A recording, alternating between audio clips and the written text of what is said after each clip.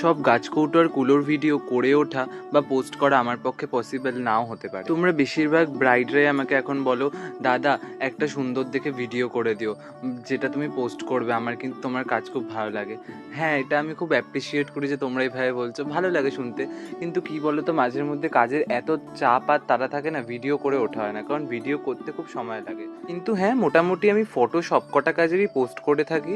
আর যেমন দেখো, এইটা কাজটা ছিল হচ্ছে পুষ্পিতার। ও এত ভালোবাসে আমার কাজ, আমি তো নিজেই অবাক হয়ে গেছিলাম। ওর বাড়িতে গিয়েও এত প্রশংসা করছে, আমি তো মানে আমাকে সেই মই দিয়ে গাছে তুলে দিয়েছিল। তো ও এত বলেছিল বলে তাই আমি ওর লাস্টের দিকে একটা ক্লিপিংস নিয়েছিলাম, আর ওকে আর ওর হাজব্যান্ডকে খুব মিষ্টি দেখতেছিল দুজনকেই।